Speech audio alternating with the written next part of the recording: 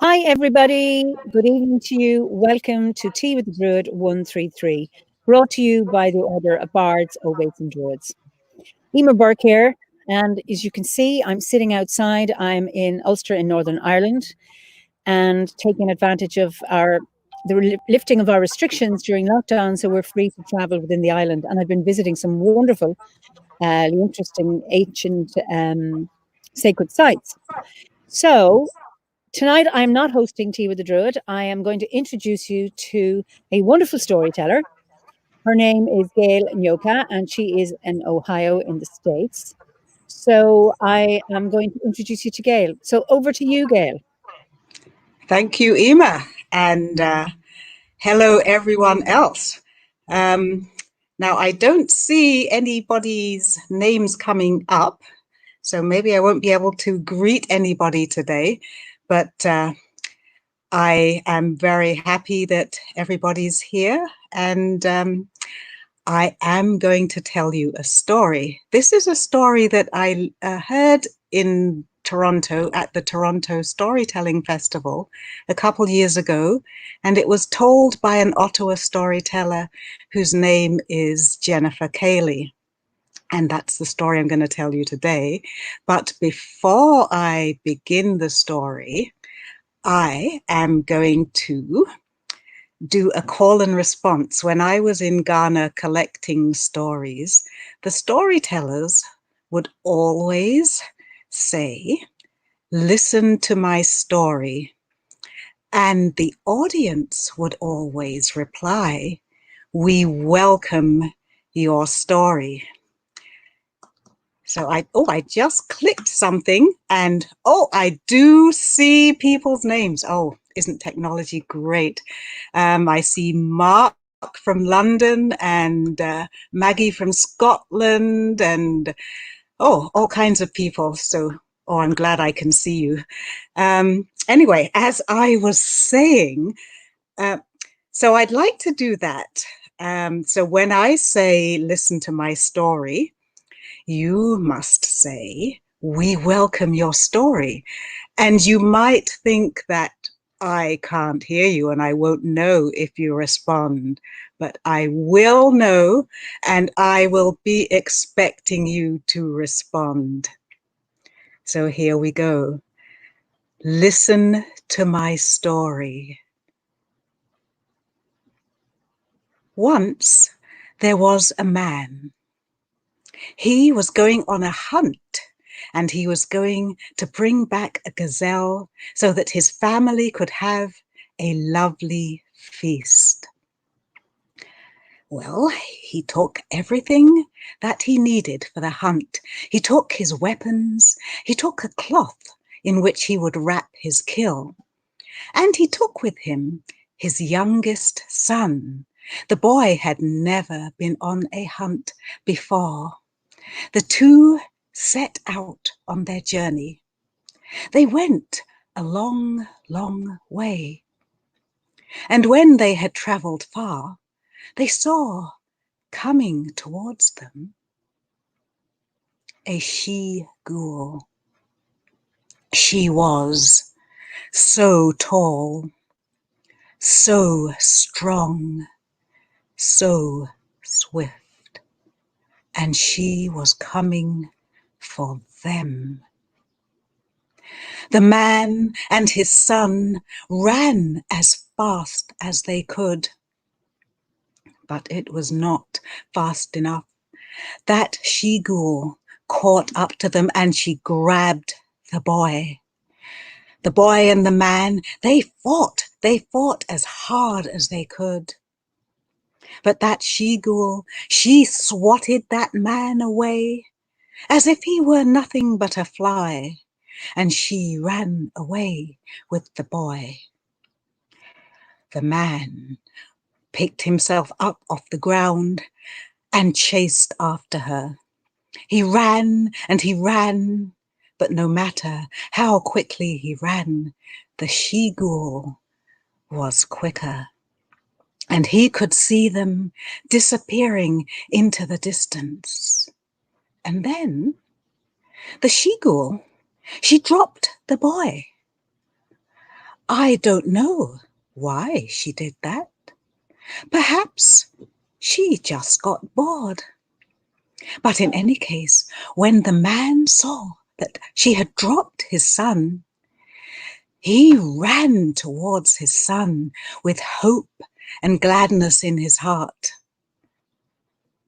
When he arrived, his heart broke because he saw that he was too late. His son was dead. He sat beside the body of his son, and he wept and he wept. He sat there and he wept a long time. But no one can sit and weep forever. And so he wrapped up the body of his son in the cloth that he had brought, and he picked it up and started for home. He walked and he walked until he saw his village on the horizon. Then he sat down. How could he tell his wife that their son was dead?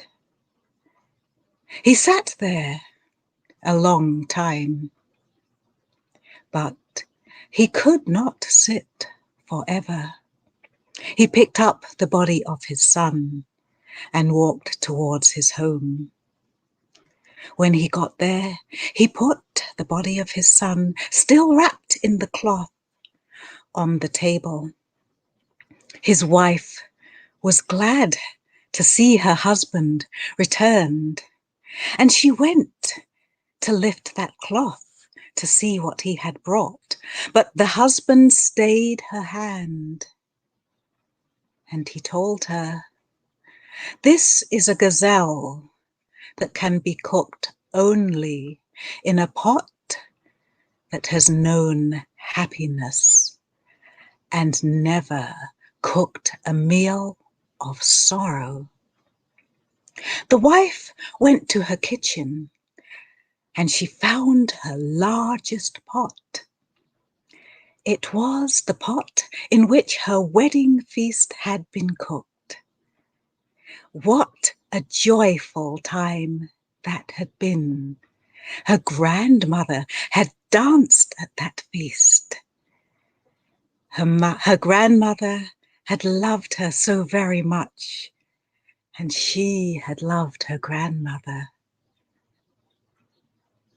And then the wife remembered that this pot had also cooked the meal at her grandmother's funeral. She could not use this pot, and she put it away. She went out to the neighbors, and she asked each neighbor if they had a pot that had never cooked a meal of sorrow, but only one of happiness. There was no woman who had such a pot. The wife returned to her home and said to her husband, "If this is a gazelle that can be cooked in a pot that has known only meals of happiness, it is a gazelle that cannot be cooked."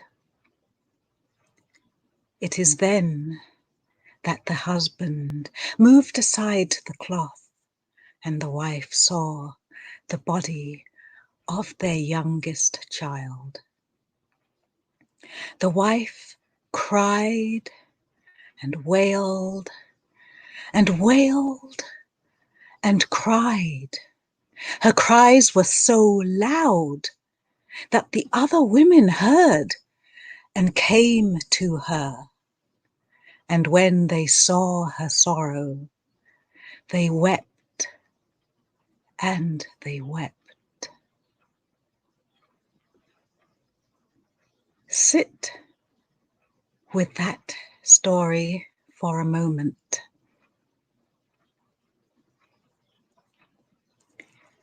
Every culture has a story that features a cooking pot, an ordinary cooking pot. And I have my pot here today, and it's heavy, so I'm going to put it down. The pot is a place where magic and transformation happens.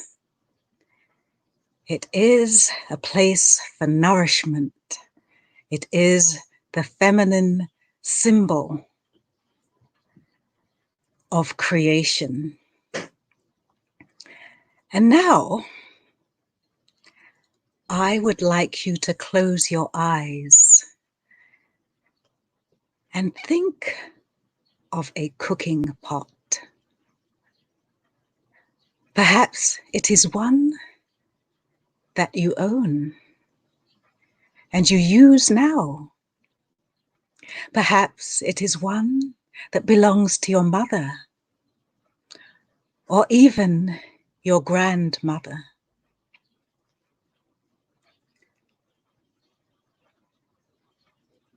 What is in this pot? Think of the love that has been stirred into it. Has it also held tears, anger, perhaps even resentment?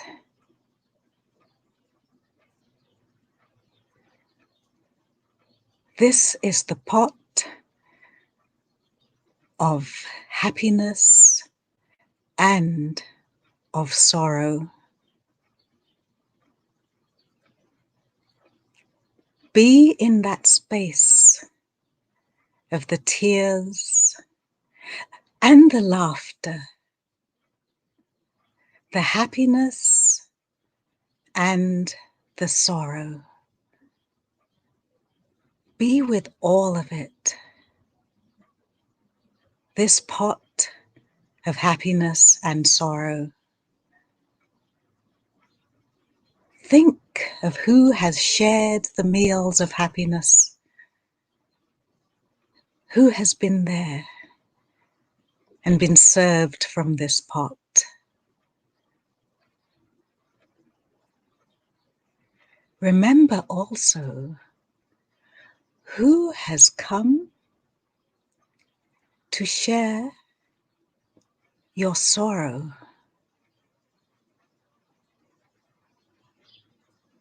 Think of these people also and give thanks.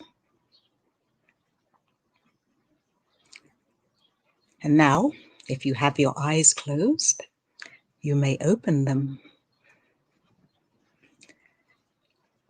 And this pot that I showed you earlier, which is so heavy, is my pot with a story of happiness and sorrow. And I'm putting it down again. But that is going to be a story for quite another time. And I want to thank all of you who are here. And I'm going to just have a quick look and see who is here.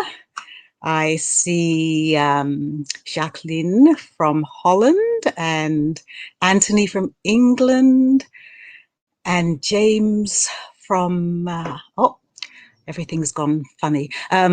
James from California. And thank you all who have enjoyed my story. I am really glad that you could come and be with me. And I think I'm going to hand things back to Eimear if she is there. And here she is. Beautifully told. And I have my tea, which I can now drink. A wonderful story, and just wonderful. We can't have sorrow without joy. And yes. Yes. The cauldron of warming, part of the three cauldrons. I just want to thank you so much, Gail, and I'd like to plug Gail's books. She has recently produced an ebook called Voices of Ancestors, Stories and Lore from Ghana's Volta region. She's written another one, Star Reflection for Young People, and then Mela and the Nanga, An African Tale.